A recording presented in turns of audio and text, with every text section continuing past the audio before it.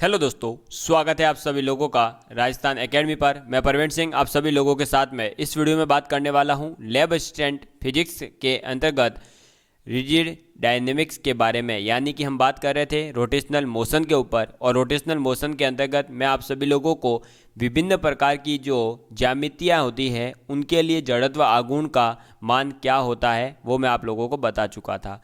अब जड़त्व आघूर्ण से संबंधित लास्ट ईयर यानी 2018 में जो लैब स्टैंड का पेपर हुआ उसमें एक क्वेश्चन पूछा गया था। उस क्वेश्चन को हम डिस्कस करेंगे आज, और इस क्वेश्चन को सॉल्व करने के बाद में हम आज नेक्स्ट टॉपिक सीखने जा रहे हैं बल आघूर्ण यानी मूवमेंट ऑफ फोर्स, या फिर हम कह सकते हैं टॉर्क के बारे में आज हम पूरा कॉन्सेप्ट जानेंगे। क्योंकि लास्ट ईयर टॉर्क से भी एक क्वेश्चन आया था जो कि डिपेंड होता है टॉर्क के उपयोग से एक क्वेश्चन था, मतलब ठीक है। तो हम पहले आज ये बल जड़त्व आघूर्ण वाला क्वेश्चन करते हैं, कल आज टॉर्क का कॉन्सेप्ट पढ़ेंगे, कल टॉर्क का क्वेश्चन भी कर लेंगे।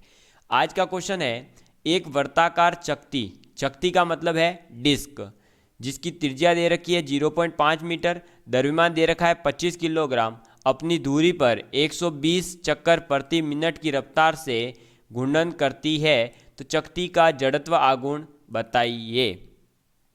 ठीक है, अपनी धुरी पर घूम रही है। अपनी धुरी पर घूमने का मतलब है कि ये जो आपके चकती है, ये जो चकती है, ये चकती भर देते हैं, देखो ऐसी होती है ना चकती, पूरी ऐसे भरी हुई होगी, साइड से कभी खाली नहीं होगी। ये जो चकती है ये अपने एक्सिस के अराउंड घूम रही है। समझ में आ गई बात।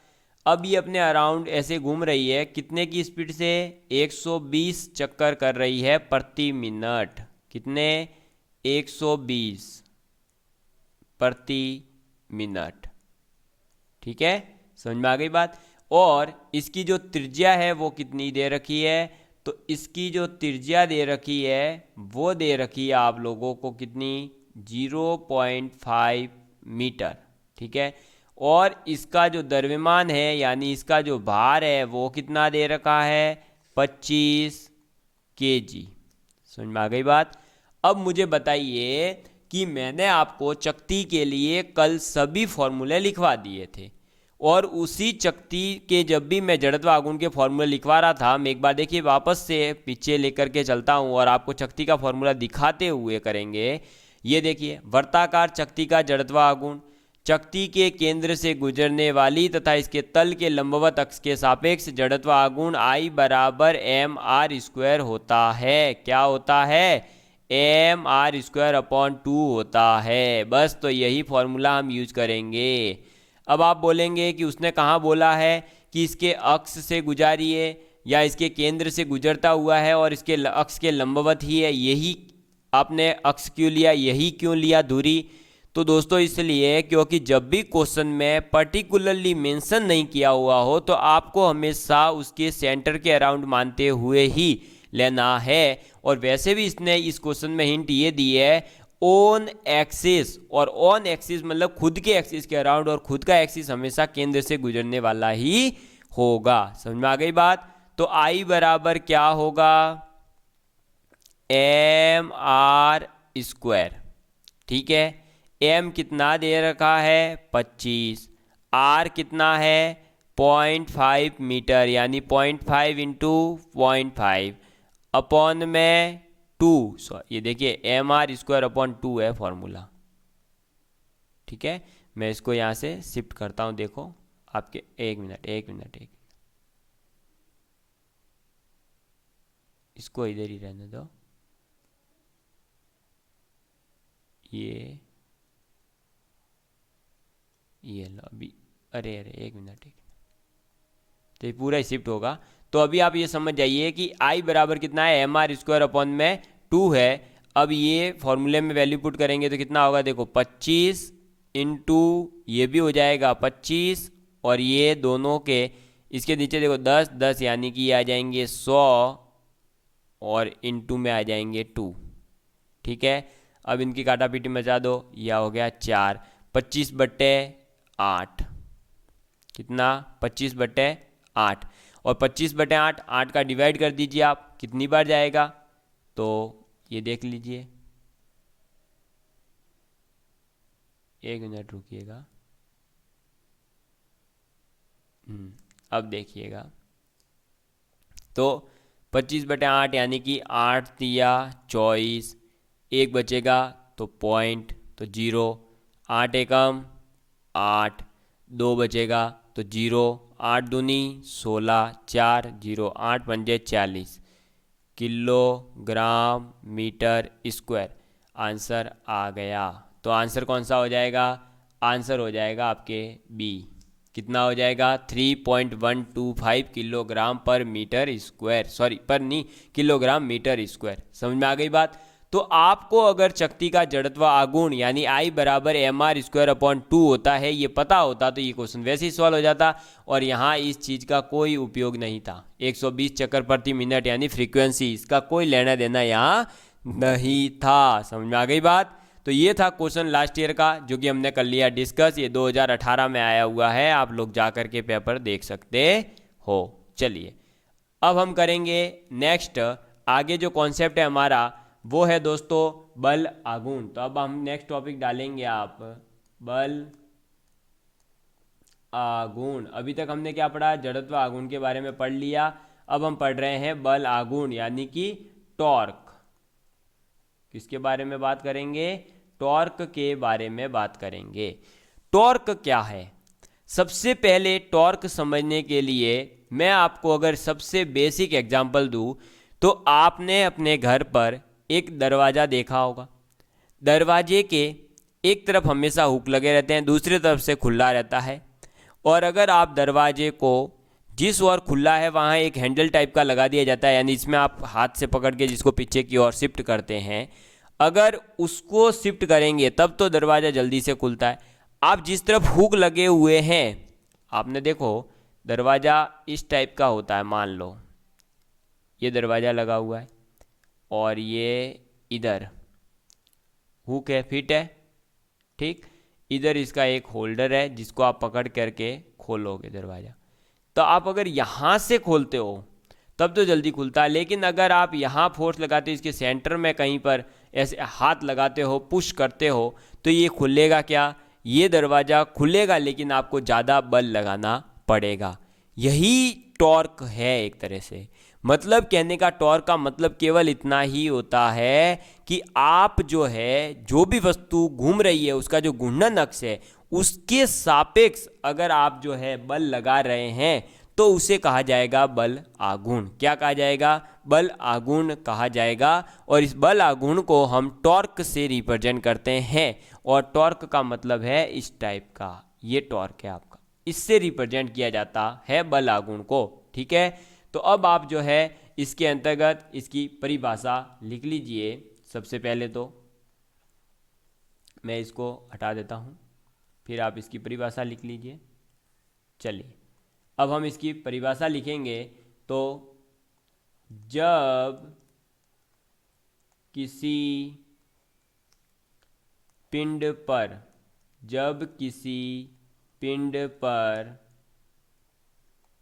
लगा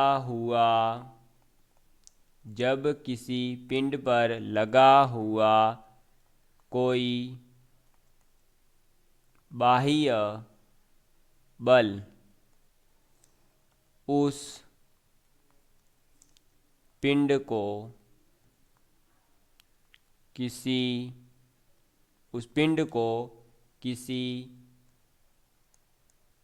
अक्ष के परित, यानी उस अक्ष के अराउंड, ठीक है, परित घुमाने की प्रवृत्ति, एक मिनट, की प्रवृत्ति रखता है, तो इस प्रवृत्ति को बल आघूर्ण कहते हैं। क्या कहते हैं? बल आघूर्ण कहते हैं।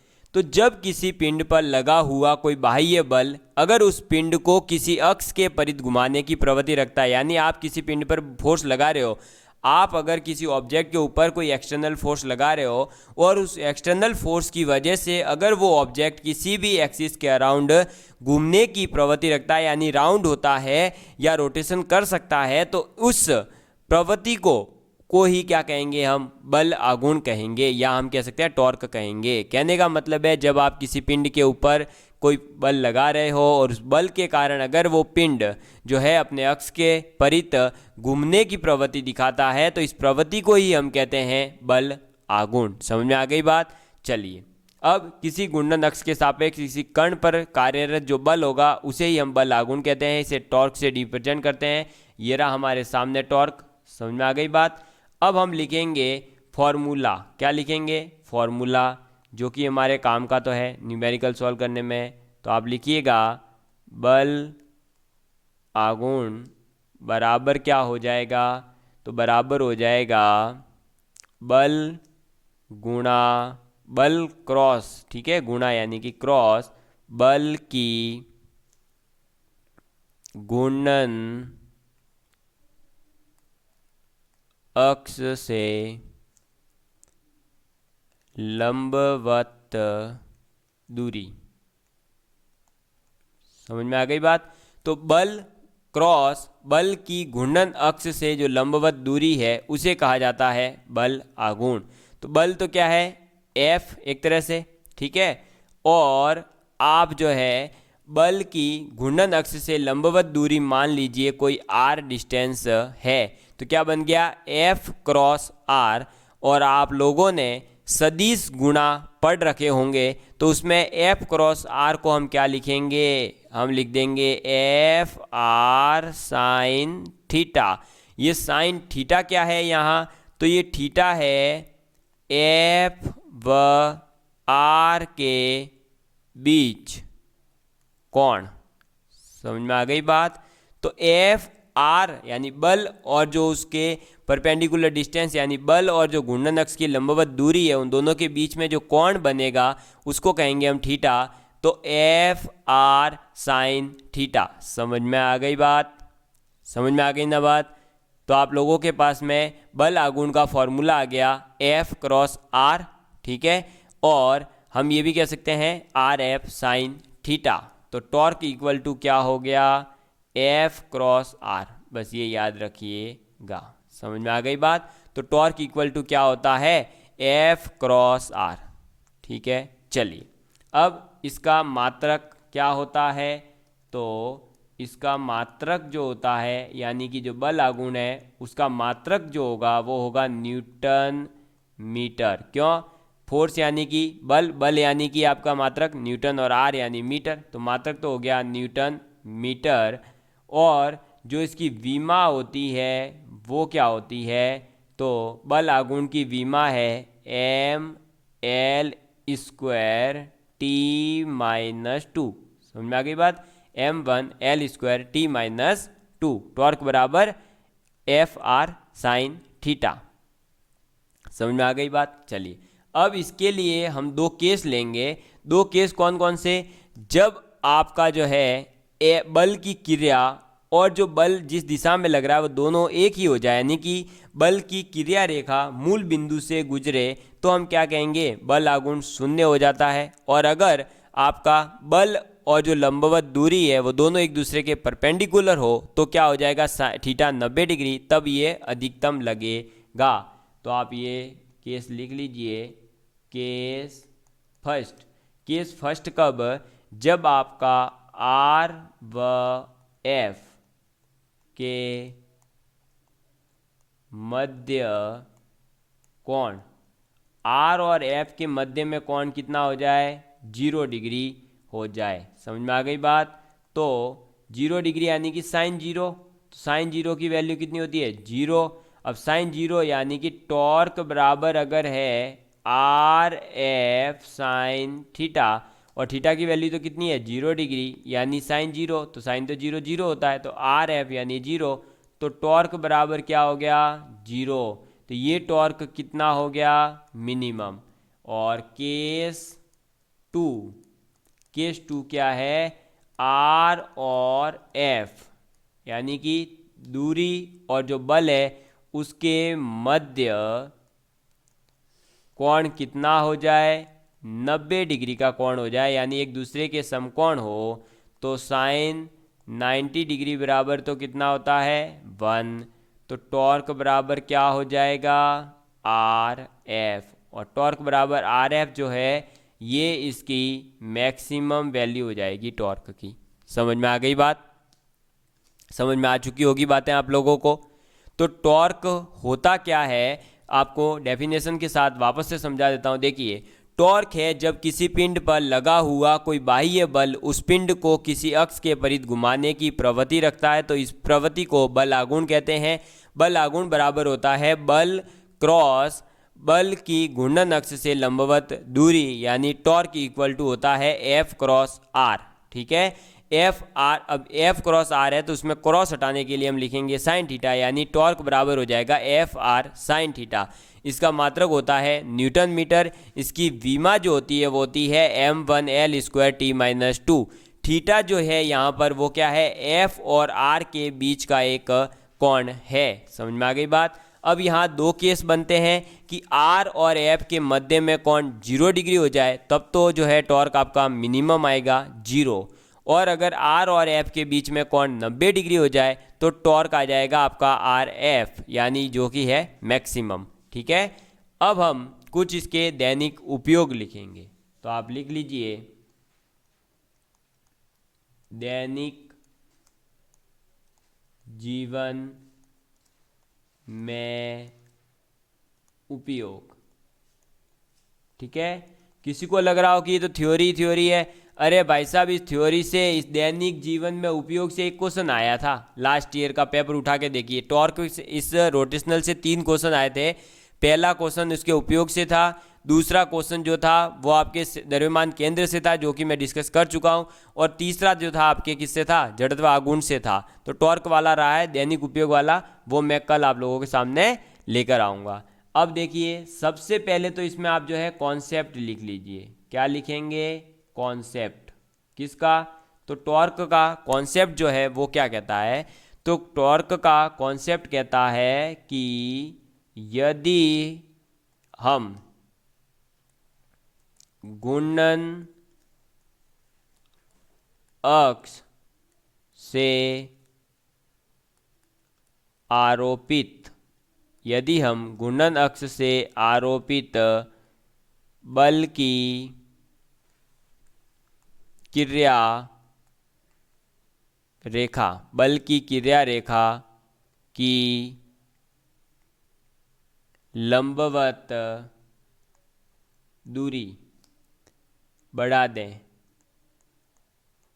दें तो हम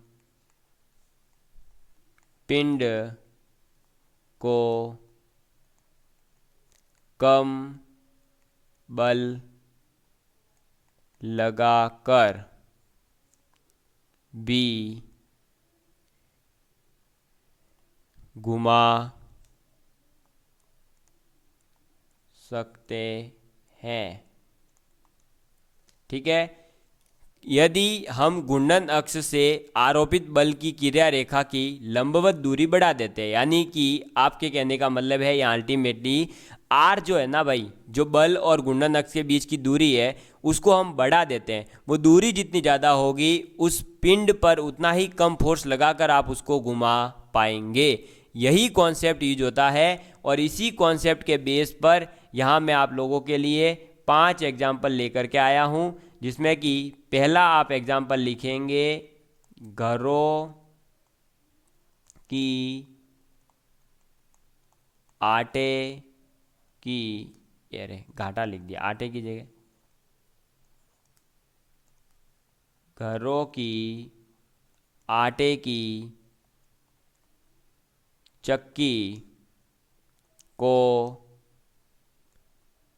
घुमाने वाला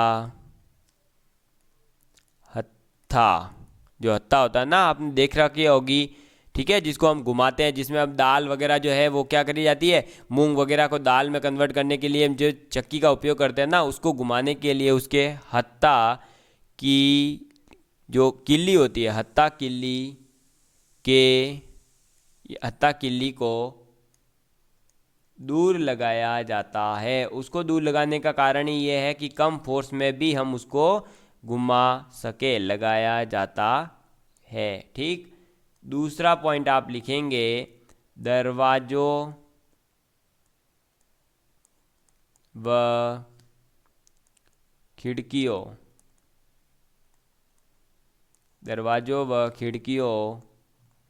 में हैंडल कब्जों से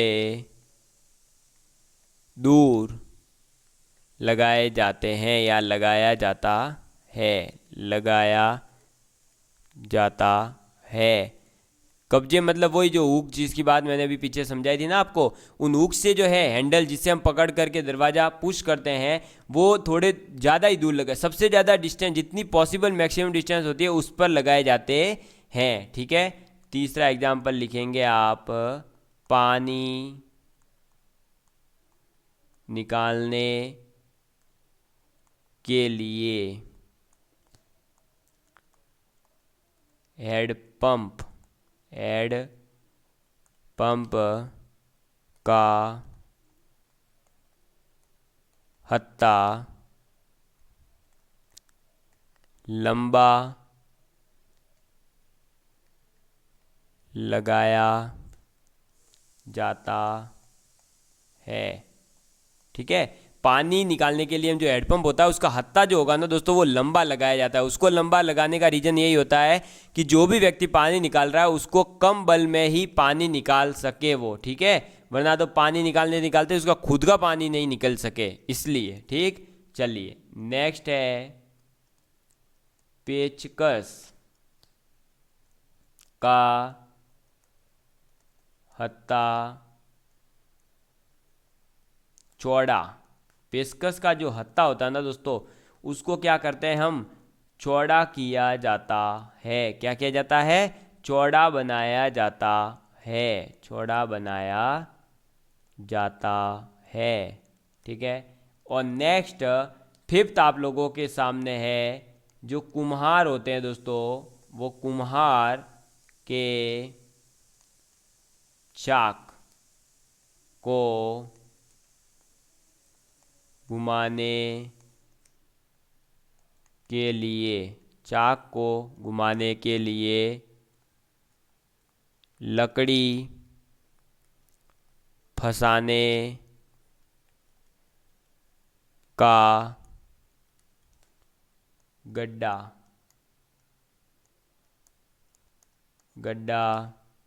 चाक की परिधि के पास होता है। तो जो दोस्तों कुम्हार होते हैं उनका जो चौक होता है, उस चाक यानी जो जिसपे वो मटका वगैरह बनाने के लिए जो बर्तन टाइप का यूज करते हैं ना, उसको घुमाने के लिए जो लकड़ी फंसाने का गड्ढा होगा ना वो चाक की परिधि के पास में होगा, ताकि उनको कम फोर्स में ही उसको घुमाया जा सके। तो ये है दोस्तों आप लोगों का बल आघूर्ण। क्या है दोस्तों, ये बल आघूर्ण जिसके बारे में हमने बात करी, और आप लोगों के सिलेबस में ये स्पष्ट में एक तरीके से स्पष्ट रूप से मेंशन कर रखा है इस पॉइंट को। बल आघूर्ण को मोमेंट ऑफ फोर्स भी कहा जाता है, इंग्लिश में इसको टॉर्क भी कहते हैं। और इसकी डेफिनेशन, इसका जो है आप लोगों को दैनिक जीवन में कैसे उपयोग है और इसका फॉर्मूला वगैरह सब चीज़ें मैं आप लोगों के सामने रख चुका हूँ। कल जो है दोस्तों मैं लैब असिस्टेंट 2018 के पेपर में जो इससे रिलेटेड क्वेश्चन आया है वो डिस्कस करने वाला हूं, क्योंकि मैं चाहता हूं जिस टॉपिक से जिस समय क्वेश्चन आया है मैं वही क्वेश्चन आप लोगों के साथ डिस्कस करूं, ताकि आप लोगों को विश्वास हो कि हाँ हम जो पढ़ रहे हैं वो सही पढ़ रहे हैं। और ये 2016 का पेपर उठा करके भी देख लीजिए, आपको जो है टॉपिक यही मिलेंगे, आप लोगों को क्वेश्चन भी ऐसे ही मिलने वाले हैं। बस आपको ज़रूरत है इनके फॉर्मूले वगैरह सब एकदम तैयार कर लीजिए। प्रैक्टिस के लिए मैंने आप लोगों को बता ही रखा है, आईआईटी जेईई मेंस और नीट के क्वेश्चन फिजिक्स के जो इन टॉपिक्स के हैं वो सॉल्व करिए। मैं आप लोगों को वो करवाने ही वाला हूं, लेकिन आप लोग जो है अपने स्तर पर भी करते रहिए, तभी जो है दोस्तों आप लोगों का सिलेक्शन होगा। केवल मेरे भरोसे बैठने से कुछ नहीं होगा। हाँ, थ्योरी के लिए आपको कुछ भी नहीं करना है, जितना मैं पढ़ा रहा हूँ इतना पढ़ लीजिए, इतने इसके नोट्स बना लीजिए, बस इसके अलावा कुछ नहीं। अब बस आपको क्वेश्चन प्रैक्टिस करनी है। ठीक है दोस्तों, आज का ये सेशन थोड़ा सा छोटा रखेंगे। नेक्स्ट वीडियो में जो है मैं इस टॉपिक को कंप्लीट कर दूंगा क्वेश्चन समेत। धन्यवाद।